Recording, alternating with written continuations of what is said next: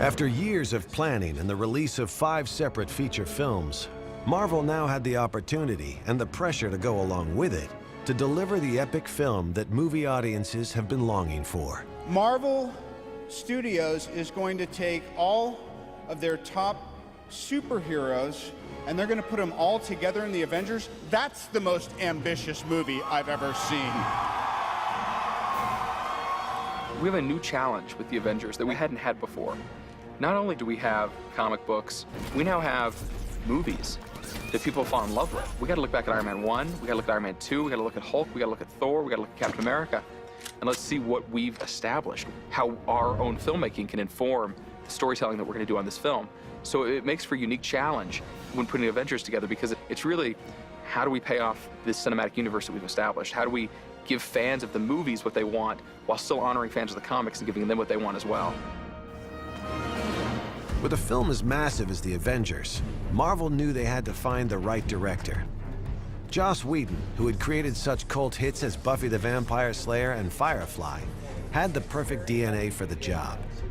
What Joss is better at than almost anyone I've ever worked with, Joss is the first pure writer-director that we've had on one of our Marvel Studios films, is looking at the big picture, is looking at setting, and sowing seeds that are going to grow at a certain point, setups and payoffs. He constantly sees the big picture. He wrote the script. Reading that first draft, I was blown away. With Joss, we have a guy who is capable of a real-world tone and of incredible humor.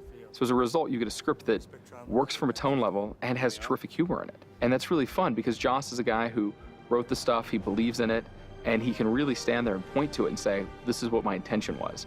My intention was to bring the humor, to keep the real-world tone, and to bring it all together. And I think the actors can respond to that and go, I'm on board. That happens. You look around, and then, you know what? I will give you a position to look up. See where the trapeze is? Yes. Look up, and that'll take you. That's the guy. That's the thunder guy. We're talking about a more complex piece of machinery here, trying to interface these characters to where they all make sense, all have arcs, and nobody has to do too much heavy lifting, though everybody gets their day in the sun. What a massive challenge.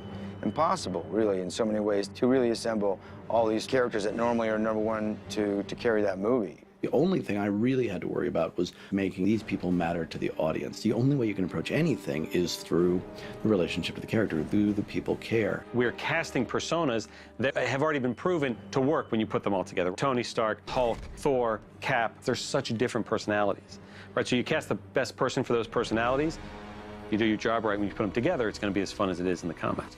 For movie audiences, most of the Avengers will look familiar, having met the characters in previous Marvel movies. However, one member of the team may not be as recognizable. The idea of using Hawkeye came from Marvel, who had said they wanted Hawkeye on the team because he was a fan favorite. Hawkeye swept into the Marvel Universe in 1964, with an appearance in the comic Tales of Suspense. The character, also known as Clint Barton, was first introduced as a reluctant villain. In just over a year, though, Hawkeye would seek redemption and fight crime alongside the rest of the Avengers. Filmmakers cast Jeremy Renner in the role, making his first appearance in a cameo in Thor. I need eyes up high.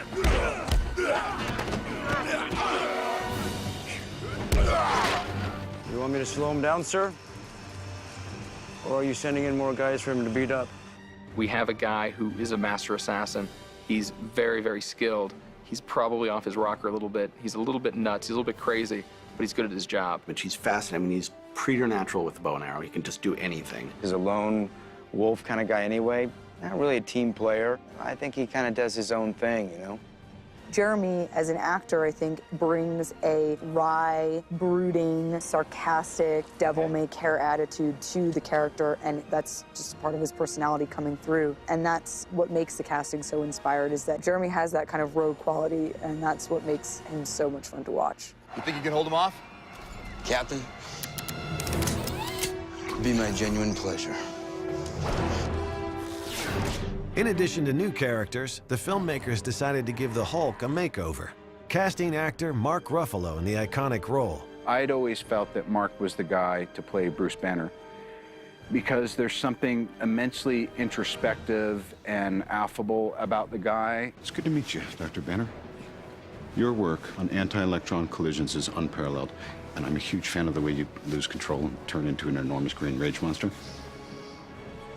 Thanks. This idea of bringing like this darker, a different kind of more humanistic moving Hulk was really exciting and compelling. Filmmakers also used cutting-edge technology that gave Ruffalo the chance to leave his imprint on the character. Before, they've always been a CGI creature that very much was a CGI creature. But now with the motion capture technology that we have, you know, we're building every expression and movement that the Hulk does off of Mark. It's a real creature, you know, it's very human. There's a sense of humor there. There's an ability to communicate. And he's dangerous, incredibly dangerous. He's a wild animal.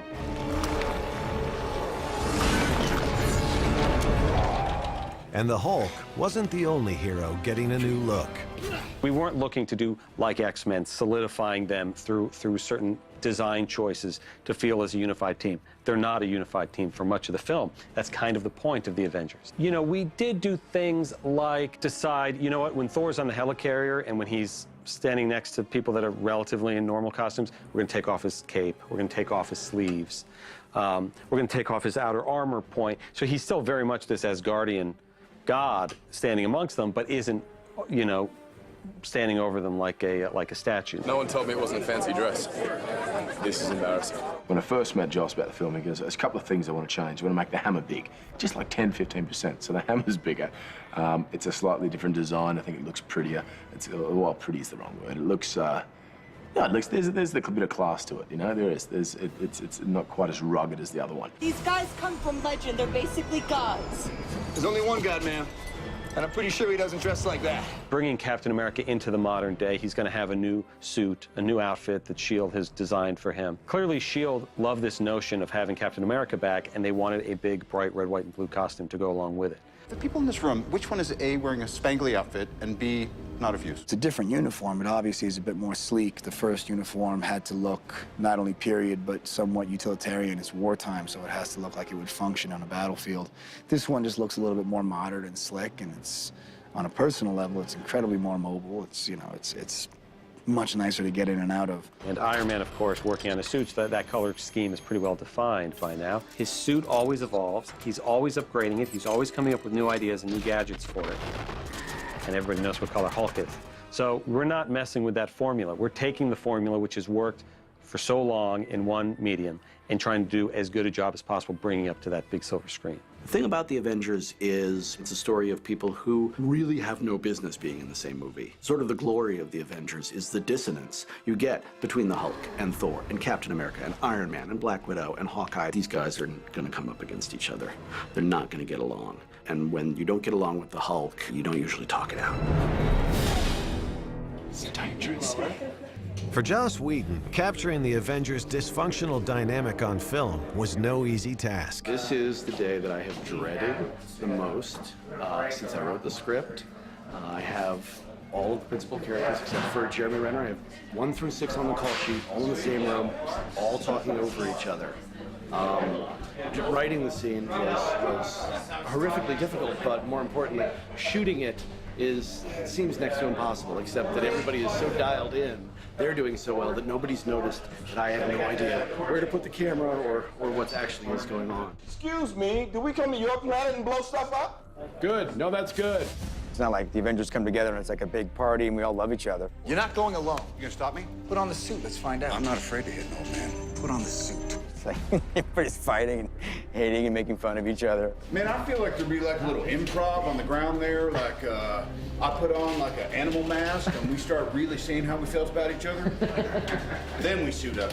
It's like the most dysfunctional family you'd ever meet. They come into this group and think, we don't fit together, you know? You have all of these different egos and personalities trying to come together to serve something greater than ourselves.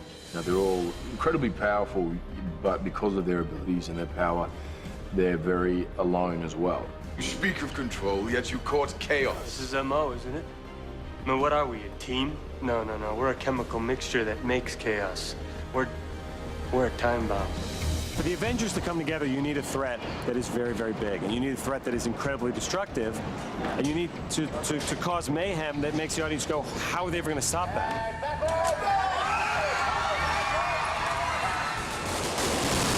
Today we blew up the whole world. I don't remember writing anything quite as big as what we just shot. I don't think anybody's left alive, including the Avengers, so that might turn out to be a problem later on.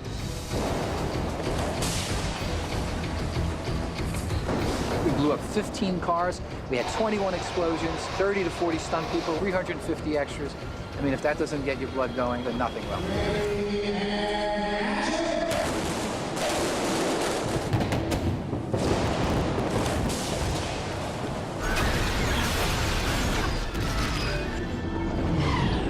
You seeing this? Seeing, still working on believing. I think what makes this film stand out is the grounded nature with which Joss has infused this film. In my mind, a throwback to what people loved in Iron Man, the original. It's everything that Joss loves about sci-fi, which is being able to escape in this otherworldly reality, but have it still be heartfelt and sincere. This is Loki. This is monsters and magic and nothing we were ever trained for. There is a lot of depth to this movie, but it's such a historic story of like coming together and like fighting the bad guy. What are you asking me to do? I'm asking, what are you prepared to do?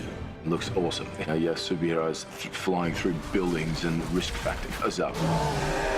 So to see the Avengers battling it out in the streets of New York is pretty epic. The power surrounding the cube is impenetrable. Thor's right, we gotta deal with these guys. How do we do this? As a team. Marvel's The Avengers premiered on April 11th, 2012. An intense journey was about to pay off. The movie's finished. People are about to see the movie. What started as Stan Lee, 50 years ago, 45 years ago, coming up with this idea to put all the heroes in one story, and what continued about 6 or 7 years ago with 3 or 4 of us in a room saying, wouldn't it be cool if? And now here it is. It's pretty amazing.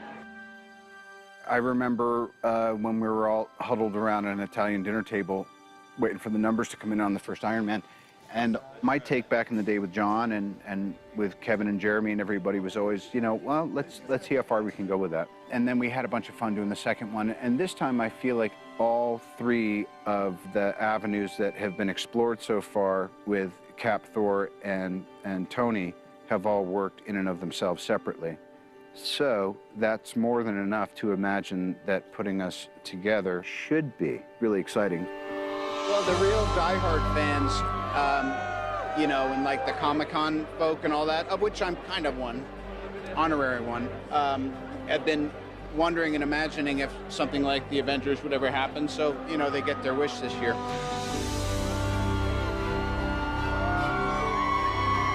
That is when it all makes it worthwhile. All that hard work, when you hear the laughter and the clapping or the wow or the sadness, you feel it. You can actually feel it in the theater. And that for me is everything. If we could create that for any generation or any kid when they go see that movie and you go, wow, that was cool. We really put a lot into this. We work really hard to give the audience the best experience possible. It's truly a remarkable feeling. The idea that these 6 years have all paid off and being here tonight on Hollywood Boulevard at the El Capitan with the entire cast of the Avengers, and we're finally making the movie and we're finally getting to show it to the world, the most exciting thing in the world. So it's been going on for 6 years now, obviously. We've got Iron Man 2, Thor, Captain America. These are all chapters in a book, in a kind of giant epic novel, pop culture mythology that's very American, very unusual, and this is where it all pays off. We're all just stewards of these characters, which is amazing. I wouldn't want to be doing anything else. This is the culmination of many, many years of work for us at Marvel Studios. But who knows what will happen, as we go off into the future.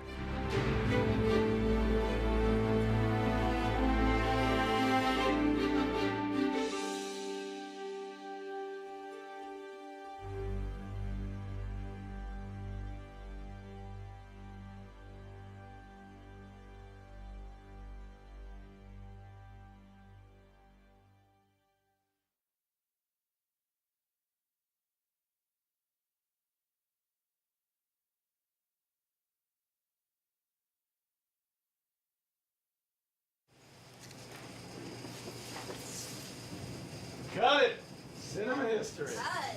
There we go.